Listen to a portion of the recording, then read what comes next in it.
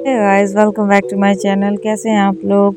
तो आज मैं बताने जा रही हूँ हनी वैक्स के बारे में। ठीक है, तो हनी वैक्स करने जा रहे हैं हम। उसके लिए आपको क्या क्या चीज़ें चाहिए वो मैं बता दूँ। हनी वैक्स होना चाहिए, और अगर आपके पास हीटर नहीं है तो भी चलेगा, घर में भी आप गर्म कर सकते हो। आप वैक्स स्ट्रिप होना चाहिए आपके पास, एक स्पैचुला होना चाहिए और टेल्कम होना चाहिए अप्लाई करने के लिए। ठीक है, तो ये सारी चीज़ें होनी चाहिए, और नॉर्मल आपके घर में जो भी आप यूज़ करते हो मॉइस्चराइज़र, डेली मॉइस्चराइज़र जो है वो चीज़ें होनी चाहिए। तो ये सारी चीज़ें होनी चाहिए।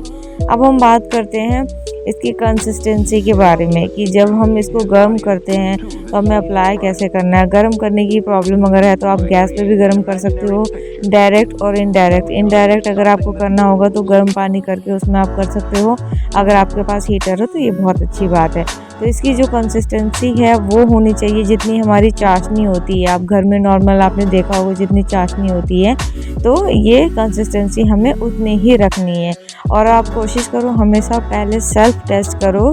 क्लाइंट को करने से पहले आप सेल्फ टेस्ट करो। जब अगर वैक्स गर्म हो जाए तो आप खुद के हाथ पे आप चेक कर सकते हो ड्रॉप गिरा के कि कितनी गर्म है। देन उसके बाद आप स्टार्ट करो। अब हम हेयर डायरेक्शन हमारा कैसा होता है, जो ये वाला जो डायरेक्शन होता है हमारा हमेशा जो होता है बाजू वाला, वो ऊपर की तरफ होता है। ठीक है, तो हम ऊपर की तरफ स्पैचुला की हेल्प से लगाएंगे। और आप देख सकते हो वैक्स की जो स्ट्रिप होती है, मोटी वाली स्ट्रिप होती है, वो हम प्रेस करेंगे इसमें इस तरह से, और देन उसके बाद रिमूव करेंगे। अब क्या करेंगे, हम डाउन डायरेक्शन में हमने वैक्स लगाया है। ठीक है, आप देख सकते हो एप्लीकेशन जो है डाउन डायरेक्शन में है, और जब हम रिमूव करेंगे तो अप डायरेक्शन में करेंगे। ठीक है, तो हमेशा इस चीज़ का आप ध्यान रखो कि हमारे हेयर की जो डायरेक्शन होती है, जैसी हेयर की डायरेक्शन होती है उस डायरेक्शन में हम वैक्स को अप्लाई करते हैं, अपोजिट डायरेक्शन में हम वैक्स को रिमूव करते हैं। हेयर की जो डायरेक्शन होती है हमारी 3 तरह की होती है। ठीक है, एक अपवर्ड्स होता है, डाउनवर्ड्स होता है, और ये जो होता है साइडवेज होता है। जो हमारे रिस्ट के ऊपर होती है वो हमेशा साइडवेज होती है, जो ग्रोथ होती है, तो उसमें भी हम साइड में अप्लाई करेंगे, देन अपोजिट साइड में हम रिमूव करते हैं। ठीक है, तो वैक्स का हमेशा ये ध्यान रखना आप कि हमारा जो एप्लीकेशन होता है रिमूव का अपोजिट होता है। ठीक है, जैसा हम अप्लाई करते हैं उसके अपोजिट हम वैक्स रिमूव करेंगे। तो आप देख सकते हो कितनी टैनिंग है इनके उस पर। तो अब हम बात करते हैं कि वैक्स कराने का नॉर्मली बेनिफिट क्या होता है। बहुत से लोग अवॉइड करते हैं। जो लोग ये सोचते हैं कि ठंड के टाइम में वैक्सिंग नहीं करानी चाहिए, कोई फ़ायदा नहीं है वैक्सिंग करा के, पैसे वेस्ट है, तो उनको मैं बता दूँ कि वैक्सिंग का काम सिर्फ हेयर रिमूव करना ही नहीं होता है। वैक्स कराते हो तो वैक्सिंग से आपका क्या होता है, D10 जो हम जैसे नॉर्मली हम हैंड पॉलिशिंग कराते हैं, D10 कराते हैं, आपका वो भी ये वर्क करता है। ठीक है, अगर आप वैक्सिंग कराते हो तो आपको हैंड पॉलिशिंग की नीड नहीं पड़ेगी, क्योंकि आपके हाथ जो है ऑलरेडी स्मूथ हो जाएंगे और शाइन इफेक्ट आ जाती है। क्योंकि हम जब वैक्सिंग कराते हैं तो स्किन से सारी जो हमारी डेड स्किन होती है, टैनिंग होती है, वो निकल जाती है डीपली। ठीक है, तो ये बेनिफिट है।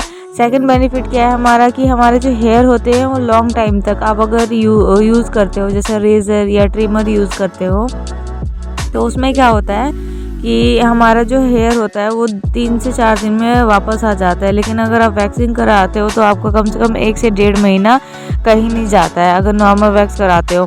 अगर आप रीका वैक्स कंटिन्यू कराते हो तो रीका वैक्स कराने से क्या होता है, हमारे जो ग्रोथ होते हैं वो धीरे धीरे बंद हो जाते हैं, बल्कि कम हो जाते हैं। ठीक है, ये मैं खुद का एक्सपीरियंस बता रही हूँ। तो रीका वैक्सिंग और नॉर्मल वैक्सिंग में फ़र्क क्या है, रीका वैक्सिंग जो है वो हर्बल बेस्ड होता है, और ये जो होता है वो नॉर्मल आपका वाटर बेस्ड होता है। रीका वैक्स जो होता है वो ऑयल बेस्ड होता है। तो अलग अलग वैक्सिंग के अलग अलग बेनिफिट है, इसलिए मैं प्रेफर करूँगी आपको कि वैक्सिंग कराओ आप, चाहे वो ठंड का टाइम हो चाहे गर्मी का टाइम। आप देख सकते हो उनकी वैक्स स्ट्रिप पे कितनी टैनिंग है। ठीक है, और काफ़ी टाइम से इन्होंने वैक्सिंग नहीं कराई थी, इसलिए ये जब इनका हाथ आप देखना एंड में वीडियो में, तो ये जब वैक्सिंग इन्होंने करा लिया था तो बहुत अच्छी लग रही थी इनकी जो हाथ की स्किन थी। तो जब हम वैक्सिंग करते हैं तो आपको एरिया ना अच्छे से कवर करना है। जैसा कि आपने देखा होगा मैंने एल्बो पे भी बहुत अच्छे से पूरा एल्बो कवर करके देन उसके बाद उसको रिमूव करना है। तो आपका जो ये है मैंने डायरेक्शन बताया ये कि हमारी जो रिस्ट होती है वो साइड वेज होती है। फिर उसके बाद अब जब हम इस एरिया पे आएंगे, रिस्ट के अपोजिट साइड आएंगे, तो आपको इस तरह से डाउन डायरेक्शन में एप्लीकेशन करना है और अप डायरेक्शन में उसको वैक्स स्ट्रिप को पुल करके उसको निकालना है, खींचना है, ठीक है।